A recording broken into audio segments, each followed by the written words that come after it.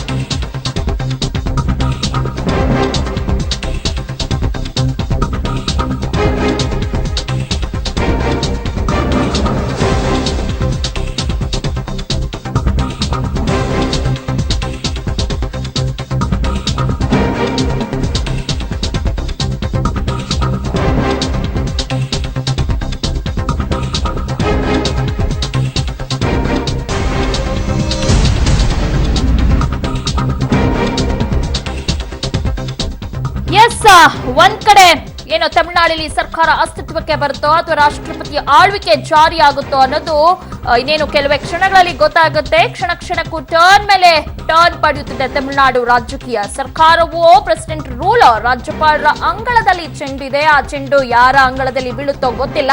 ತಮಿಳುನಾಡಿನಲ್ಲಿ ರಾಷ್ಟ್ರಪತಿ ಆಡಳಿತ ಹೇರುವ ಬಗ್ಗೆ ಅಟಾರ್ನಿ ಜನರಲ್ ಮುನ್ಸೂಚನೆ ಈಗಾಗಲೇ ನೀಡಿದ್ದಾರೆ ಅನ್ನೋ ಮಾಹಿತಿ ಕೂಡ ಈಗಾಗಲೇ ಲಭ್ಯವಾಗಿದೆ. ಮೊದಲು ಬಹುಮತ ಸಾಬೀತಿಗೆ ಅವಕಾಶ ಮಾಡಿಕೊಡಿ. ಒಂದು ವೇಳೆ ರಾಜಕೀಯ ಬಿಕ್ಕಟ್ಟು ಕೊನೆಯಾಗದಿದ್ರೆ ರಾಷ್ಟ್ರಪತಿ ಆಳ್ವಿಕೆ ಜಾರಿ ಮಾಡಿ ಸಂದರ್ಶನವೊಂದರಲ್ಲಿ ಅಟಾರ್ನಿ ಜನರಲ್ ಮುಕುಲ್ ರೋಹಟಗಿ ಅಭಿಪ್ರಾಯ ವ್ಯಕ್ತಪಡಿಸಿದ್ದಾರೆ.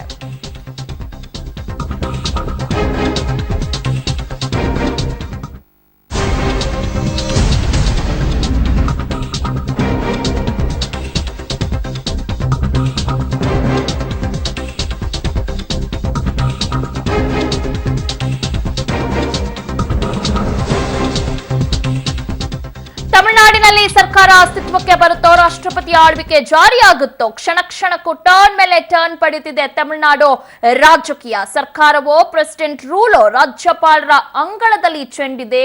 ಆ ಚೆಂಡು ಯಾರ ಅಂಗಳಕ್ಕೆ ಬೀಳುತ್ತೋ ಗೊತ್ತಿಲ್ಲ. ತಮಿಳುನಾಡಿನಲ್ಲಿ ರಾಷ್ಟ್ರಪತಿ ಆಡಳಿತ ಹೇರುವ ಬಗ್ಗೆ ಈಗಾಗಲೇ ಅಟಾರ್ನಿ ಜನರಲ್ ಮುನ್ಸೂಚನೆ ನೀಡಿದ್ದಾರೆ ಅಂತ ಹೇಳಲಾಗ್ತಿದೆ. ಮೊದಲು ಬಹುಮತ ಸಾಬೀತಿಗೆ ಅವಕಾಶ ಮಾಡಿಕೊಡಿ.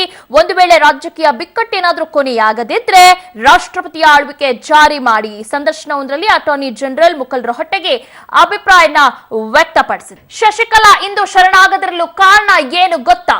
ಶಶಿಕಲಾ ರಣತಂತ್ರದ ಎಕ್ಸ್ಕ್ಲೂಸಿವ್ ಮಾಹಿತಿ ಪಬ್ಲಿಕ್ ಟಿವಿಗೆ ಸಿಕ್ಕಿದೆ.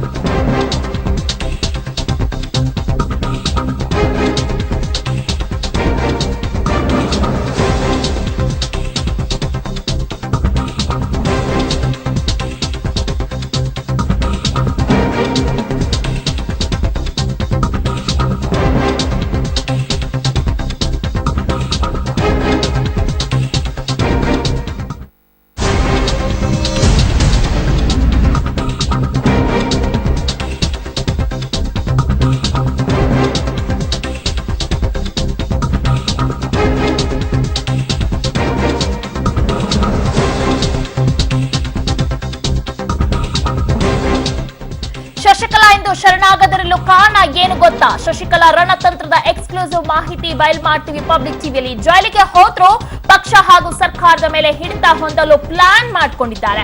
ಶಾಸಕರು ಸೆಲ್ವಂ ಬಣಕ್ಕೆ ಜಂಪ್ ಆಗೋದನ್ನ ತಡೆಯುವ ಸಲುವಾಗಿ ಶಶಿಕಲಾ ಈ ಪ್ಲಾನ್ ಅನ್ನ ಮಾಡಿಕೊಂಡಿದ್ದಾರೆ. ಶಾಸಕರನ್ನ ಹಿಡಿದಿಟ್ಕೊಳ್ಳುವ ಸಲುವಾಗಿ ಇಂದು ಶಶಿಕಲಾ ಶರಣಾಗಿಲ್ಲ. ಹೇಗಾದ್ರೂ ಮಾಡಿ ಪನ್ನೀರ್ಗೆ ಪಟ್ಟ ತಪ್ಪಿಸಲು ಚಿನ್ನಮ್ಮ ಶಶಿಕಲಾ ತಂತ್ರವನ್ನ ರೂಪಿಸುತ್ತಿದ್ದಾರೆ. ಹೀಗಾಗಿ ಶಾಸಕರೊಂದಿಗೆ ರೆಸಾರ್ಟ್ ನಲ್ಲಿ ಶಶಿಕಲಾ ನಟರಾಜನ್ ಉಳಿದಿದ್ದಾರೆ.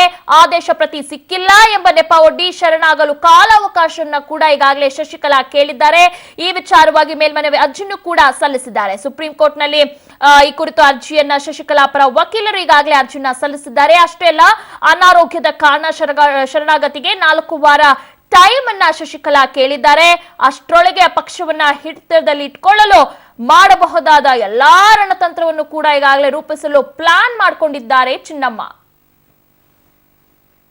ಈ ಬಗ್ಗೆ ಹೆಚ್ಚಿನ ಮಾಹಿತಿಯನ್ನ ನೀಡ್ತಾರೆ ನಮ್ಮ ಕ್ರೈಮ್ ರಿಪೋರ್ಟರ್ ಮುರಳಿ.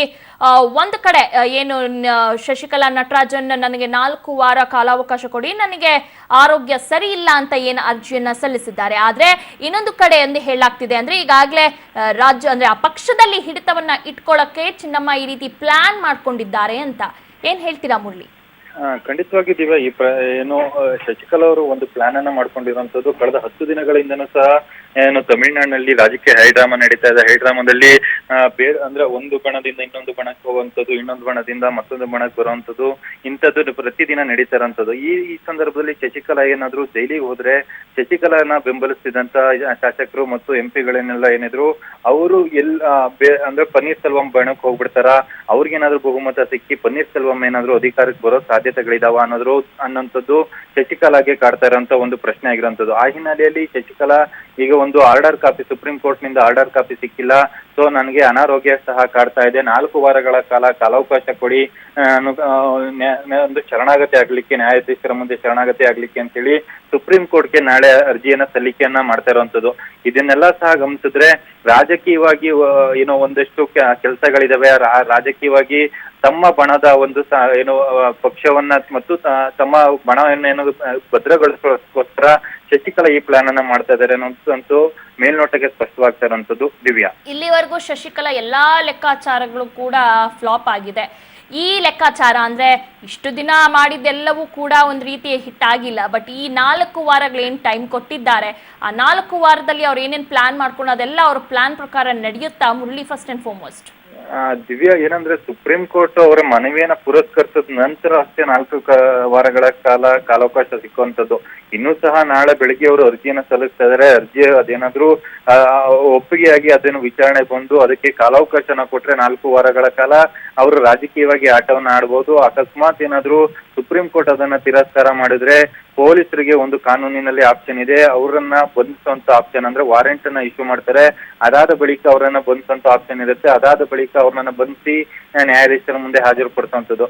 ಅಂದ್ರೆ ಇದೆಲ್ಲಾ ಬೆಳವಣಿಗೆಗಳ ನಡುವೆ ನಾಳೆ ಸುಪ್ರೀಂ ಕೋರ್ಟ್ ನಲ್ಲಿ ಅರ್ಜಿ ಅಂದ್ರೆ 4 ವಾರಗಳ ಕಾಲ ಶರಣಾಗತಿಗೆ ಗಡುವಿನ ಅರ್ಜಿ ಏನಿದೆ ಅದು ಪುರಸ್ಕೃತವಾದ್ರೆ ಅಷ್ಟೇ ಏನು ಪೊಲಿಟಿಕಲ್ ಗೇಮ್ ಮಾಡುವಂಥದ್ದು ಮತ್ತು ಶಶಿಕಲಾನ ಪ್ಲಾನ್ ಮುಂದುವರಿಯುವಂತ ಸಾಧ್ಯತೆಗಳು ಹೆಚ್ಚಾಗಿರುವಂತದ್ದು. ದಿವ್ಯಾ, ಓಕೆ, ಈಗಾಗಲೇ ಏನು ಶಶಿಕಲಾ ಅವರು ಹೇಳಿದ್ದಾರೆ ಆರೋಗ್ಯ ಸರಿ ಇಲ್ಲ, ನನಗೆ 4 ವಾರ ಟೈಮ್ ಕೊಡಿ ಅಂತ. ಇದ್ರೆ ಇನ್ನೊಂದು ಕಡೆ ಏನು ಪೊಲಿಟಿಕಲ್ ಗೇಮ್ ಪ್ಲಾನ್ ಕೂಡ ಮಾಡ್ತಾ ಇದ್ದಾರೆ. ಸೊ ಈ ವಿಚಾರವಾಗಿ ಇವ್ರಿಗೆ ಹುಷಾರಿದ್ಯೋ ಇಲ್ಲೋ ಅನ್ನೋದ್ರ ಬಗ್ಗೆ ಏನಾದ್ರು ಕೋರ್ಟ್ ಪರಿಶೀಲನೆ ನಡೆಸುತ್ತಾ? ಇವ್ರೇನಾದ್ರು ಮೆಡಿಕಲ್ ರಿಪೋರ್ಟ್ ಏನಾದ್ರು ಸಬ್ಮಿಟ್ ಮಾಡ್ಬೇಕಾಗುತ್ತಾ? ಏನು ಮುರಳಿ? ದಿವ್ಯಾ, ಅದನ್ನೆಲ್ಲ ಸಹ ಕೋರ್ಟ್ ಪರಿಗಣನೆಗೆ ತೆಗೆದುಕೊಂಡು ಅದರ ಪರಿಶೀಲನೆಯನ್ನು ಸಹ ಮಾಡುತ್ತೆ. ಯಾಕಂದ್ರೆ ಅದು ಕೋರ್ಟ್ ನ ವಿವೇಚನಾಧಿಕಾರಕ್ಕೆ ಬಿಟ್ಟಿದ್ದಂಥದ್ದು.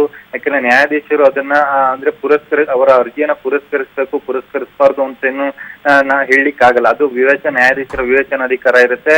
ಅವರು ಅದನ್ನ ಪುರಸ್ಕರಿಸುವಂತದ್ದು ಇಲ್ಲ ಅದನ್ನ ಅರ್ಜಿಯನ್ನ ವಜಾ ಮಾಡುವಂತದ್ದು. ಆದ್ರೆ ಅದಕ್ಕೆ ಬೇಕಾದಂತದ ಪೂರಕವಾದ ಅಂಶಗಳೇನಿರ್ತವೆ ಅದನ್ನೆಲ್ಲ ಸಹ ಏನು ಶಶಿಕಲಾ ಪರ ವಕೀಲರು ಅದನ್ನ ನ್ಯಾಯಾಧೀಶರಿಗೆ ಮನಗಟ್ಟು ಮಾಡ್ಕೊಡ್ಬೇಕು, ಅದನ್ನ ಅವ್ರಿಗೆ ತಿಳಿಸ್ಕೊಡ್ಬೇಕು. ಆ ಹಿನ್ನೆಲೆಯಲ್ಲಿ ಅವರ ಪರ ವಕೀಲರು ಆ ಕೆಲಸವನ್ನ ಮಾಡ್ತಾರೆ.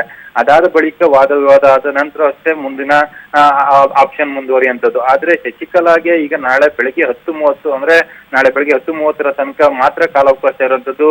ಕಾಲಾವಕಾಶ ಇರುವಂತ ಹಿನ್ನೆಲೆಯಲ್ಲಿ ಸುಪ್ರೀಂ ಕೋರ್ಟ್ ನಾಳೆ ಬೆಳಗ್ಗೆ ಅವರು 10:30ಕ್ಕೆ ಅರ್ಜಿಯನ್ನ ಸಲ್ಲಿಕೆ ಮಾಡಿದ್ರೆ 10:30ಕ್ಕೆ ವಿಚಾರಣೆ ಮಾಡಿದ್ರೆ ನಡೆದೋಗುತ್ತೆ. ಆದ್ರೆ 10:30 ನಂತರ ವಿಚಾರಣೆ ಬರುವಂತದ್ದು, ಅಕಸ್ಮಾತ್ ಅರ್ಜಿಯನ್ನ ವಜಾ ಮಾಡುವಂತದ್ದು ಏನಾದ್ರು ಆದ್ರೆ ಮತ್ತೊಂದು ರಾಜಕೀಯ ಹೈಡ್ರಾಮಾ ನಡೆಯುತ್ತೆ. ಯಾಕಂದ್ರೆ ಆಕೆಯನ್ನ ಬಂಧಿಸಕ್ಕೆ ಹೋದ ಪೊಲೀಸರು ಏನಾದ್ರು ಬಂಧಿಸಕ್ಕೆ ಹೋದ ಸಂದರ್ಭದಲ್ಲಿ ಅಲ್ಲಿ ರಾಜಕೀಯವಾಗಿ ಆಕೆ ತನ್ನ ಬೇಳೆಯನ್ನ ಬಯಸ್ಕೊಳ್ಳುವಂತ ಸಾಧ್ಯತೆಗಳು ಸಹ ಹೆಚ್ಚಾಗಿರ್ತವೆ. ದಿವ್ಯಾ, ಓಕೆ, ಧನ್ಯವಾದಗಳು ಮುರಳಿ ತಮ್ಮ ಮಾಹಿತಿಗಾಗಿ. ಎಸ್ ವೀಕ್ಷಕರೇ, ನೀವು ದೃಶ್ಯಗಳಲ್ಲಿ ನೋಡ್ತಾ ಇದ್ದೀರಾ ಏನು ಸಂಜೆ 6 ಗಂಟೆಗೆ ಏನು ಪಳನಿಸ್ವಾಮಿ ರಾಜ್ಯಪಾಲರನ್ನ ಭೇಟಿಯಾಗಿದ್ರು.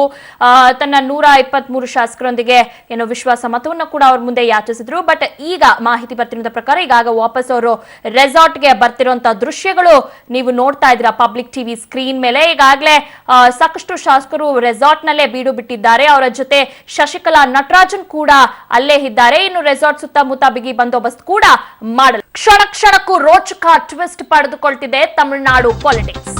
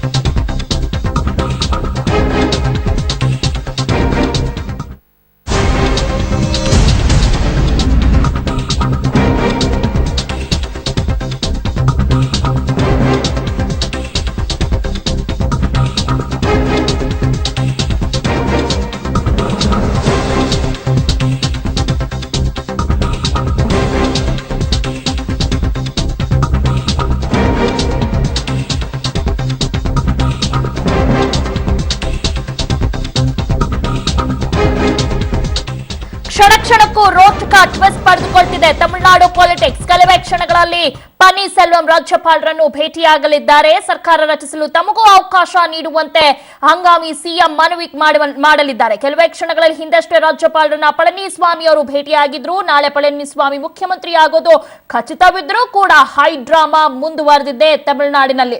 ಶಶಿಕಲಾ ಪಾಳಯದಿಂದ ಸೆಲ್ವಂ ಬಣಕ್ಕೆ ಈಗಾಗಲೇ 12 ಶಾಸಕರು ಜಿಗಿದಿದ್ದಾರೆ.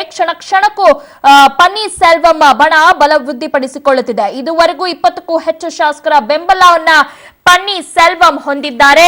ಇನ್ನೊಂದು ಕಡೆ ಪಳನಿಸ್ವಾಮಿ 126 ಶಾಸಕರ ಸಹಿಯುಳ್ಳ ಪತ್ರವನ್ನು ಈಗಾಗಲೇ ರಾಜ್ಯಪಾಲರಿಗೆ ನೀಡಿದ್ದಾರೆ. ಈ ಬಗ್ಗೆ ಹೆಚ್ಚಿನ ಮಾಹಿತಿಯನ್ನ ನೀಡಲಿದ್ದಾರೆ ನಮ್ಮ ಪ್ರತಿನಿಧಿ ರಮೇಶ್. ಎಷ್ಟು ಗಂಟೆಗೆ ಪನ್ನೀರ್ ಸೆಲ್ವಂ ರಾಜ್ಯಪಾಲರನ್ನ ಭೇಟಿಯಾಗಲಿದ್ದಾರೆ? ಯಾಕಂದ್ರೆ ಈ ಹಿಂದೆ 6:30ಕ್ಕೆ ಅವರ ಸಮಯ ನಿಗದಿಯಾಗಿತ್ತು. ಈಗ ಏನಾದ್ರೂ ಬದಲಾವಣೆಗಳಾಗಿದೆಯಾ? ಏನು ಲೇಟೆಸ್ಟ್ ಅಪ್ಡೇಟ್ಸ್ ಏನಿದೆ? ದಿವ್ಯಾ, ಏನಂದ್ರೆ 6:15 ಒಂದು ಅಪಾಯಿಂಟ್ಮೆಂಟ್ ಇತ್ತು ಅವ್ರಿಗೆ. ಪಳನಿಸ್ವಾಮಿ ಮೀಟ್ ಮಾಡಿದ್ಮೇಲೆ ಪನ್ನೀರ್ ಸೆಲ್ವಂ ಮೀಟ್ ಮಾಡ್ಬೇಕು ಅಂತ 6:15 ಹೆಚ್ಚು ಕಡಿಮೆ 7:20 ಇವಾಗ ಅಪ್ರಾಕ್ಸಿಮೇಟ್ಲಿ 1 ಅವರ್ ಮುಂದೆ ಓಡಿದ್ದಾರೆ. ಇದ್ರ ಅರ್ಥ ಏನು ಅಂತ ಗೊತ್ತಾಗ್ತಿಲ್ಲ. ಈಗ ಆಲ್ರೆಡಿ ಪಳನಿಸ್ವಾಮಿ ಏನಿದೆ 124 ಶಾಸಕರ ಬಲ ಇದೆ ಅಂತ ಗವರ್ನರ್ಗೆ ಒಂದು ಮನವಿ ಮಾಡಿ ಬಂದಿದ್ದಾರೆ. ನಾಳೆ ಕೂಡ ನಿಮ್ಗೇನು ಪ್ರಮಾಣ ವಚನ ಬೋಧಿಸೋ ಎಲ್ಲಾ ಸಾಧ್ಯತೆಗಳು ಇದೆ. ಆದ್ರೆ ಈ ನಡುವೆ ಪನ್ನೀರ್ ಸೆಲ್ವಂ ಕೂಡ ಮೀಟ್ ಮಾಡ್ತಾ ನಿಂತಿದ್ದಾರೆ. ಆದ್ರೆ ಅವ್ರಿಗೆ ಕಾನೂನಿನ ಚೌಕಟ್ಟಿನ ಅಡಿಯಲ್ಲಿ ನೋಡೋದಾದ್ರೆ ಅವ್ರಿಗೆ ಅಷ್ಟೊಂದು ಶಾಸಕರ ಬಲ ಇಲ್ಲ. ಸೊ ಅವ್ರಿಗೆ ಇರ್ತಕ್ಕಂಥದ್ದು ಕೇವಲ 22, ಇದರಲ್ಲಿ ಸಂಸದರು ಸೇರಿದಂತೆ. ಆದ್ರೆ ಅವ್ರ ಲೆಕ್ಕಕ್ಕೆ ಬರೋದಿಲ್ಲ. ಶಾಸಕರು ನೋಡೋದಾದ್ರೆ 9 + 1 3, ಮೋಸ್ಟ್ಲಿ ಒಂದು 11ರಿಂದ 12 ಶಾಸಕರು ಅಷ್ಟೇ ಇರಬಹುದು. ಆದ್ರೆ ಈ ಶಾಸಕರ ಸಂಖ್ಯಾಬಲದ ಮೇಲೆ ಅವರು ಹೇಗೆ ನನಗೆ ಬಹುಮತ ಸಾಬೀತು ಮಾಡೋದಕ್ಕೆ ಚಾನ್ಸ್ ಕೊಡಿ ಅಂತ ಕೇಳ್ತಾರೆ, ನಿಜಕ್ಕೂ ಅರ್ಥ ಆಗ್ತಿಲ್ಲ.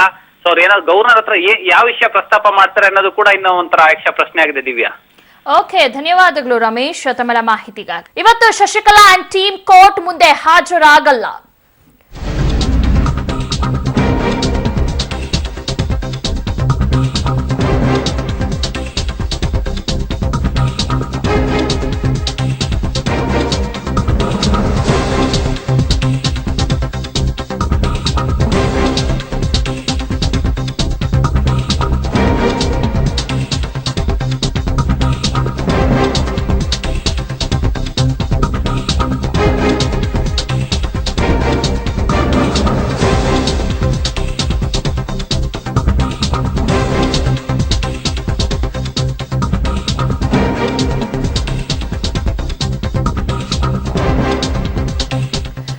ಶಶಿಕಲಾ ಅಂಡ್ ಟೀಮ್ ಕೋರ್ಟ್ ಮುಂದೆ ಹಾಜರಾಗಲ್ಲ. ಇನ್ನು ಸಿಟಿ ಸಿವಿಲ್ ಕೋರ್ಟ್ ರಿಜಿಸ್ಟ್ರಾರ್ ಕೈ ಸೇರಿದ ಸುಪ್ರೀಂ ಕೋರ್ಟ್ ಆದೇಶದ ಪ್ರತಿ, ಸುಪ್ರೀಂ ಆದೇಶ ಪ್ರತಿಗಾಗಿ ಸಿಟಿ ಸಿವಿಲ್ ಕೋರ್ಟ್ ರಿಜಿಸ್ಟ್ರಾರ್ ಕಾಯುತ್ತಿದೆ. ಆದೇಶ ಪ್ರತಿಯಲ್ಲಿ ಏನೆಲ್ಲ ನಿರ್ದೇಶನವಿದೆ ಅದರಂತೆ ಮುಂದಿನ ಕ್ರಮ ಅಂತ ಈಗಾಗಲೇ ರಿಜಿಸ್ಟ್ರಾರ್ ಹೇಳಿದೆ. ಓರಲ್ ಇನ್ಫಾರ್ಮೇಶನ್ ಮಾತ್ರ ತಿಳಿದಿದೆಯಷ್ಟೇ. ಅಧಿಕೃತ ಆದೇಶ ಪ್ರತಿಯ ನಿರೀಕ್ಷೆಯಲ್ಲಿದ್ದೇವೆ. ಆದೇಶ ಪ್ರತಿ ಬಂದ ನಂತರದ ಮುಂದಿನ ಕ್ರಮಗಳ ಕುರಿತು ಸಿದ್ಧತೆ ಮಾಡಿಕೊಳ್ಳಲಾಗಿದೆ. ಪರಪ್ಪನಗ್ರಹಾರ ಠಾಣಾಧಿಕಾರಿ, ಜೈಲಾಧಿಕಾರಿಗಳು ನಮ್ಮ ಸಂಪರ್ಕದಲ್ಲಿದ್ದಾರೆ. ಅಪರಾಧಿಗಳು ಎಲ್ಲಿ ಹಾಜರಾಗಬೇಕೆಂಬುದರ ಕುರಿತು ಅಂತಿಮ ನಿರ್ಧಾರಕ್ಕೆ ಇನ್ನೂ ಬಂದಿಲ್ಲ. ಸದ್ಯ ಹಲ್ಸೂರು ಗೇಟ್ ಎಸಿಪಿ ಬಂದು ಭೇಟಿ ಮಾಡಿ ಹೋಗಿದ್ದಾರೆ.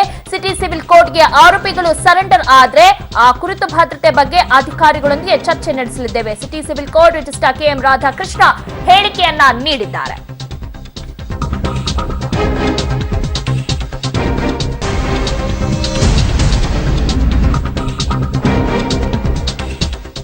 ಜಯಲಲಿತಾ ಜೊತೆಯಲ್ಲೇ ಹೊರಟು ಹೋಯ್ತೆ ಪೊಲೀಸ್ ಗಾರ್ಡನ್ ವೈಭವ.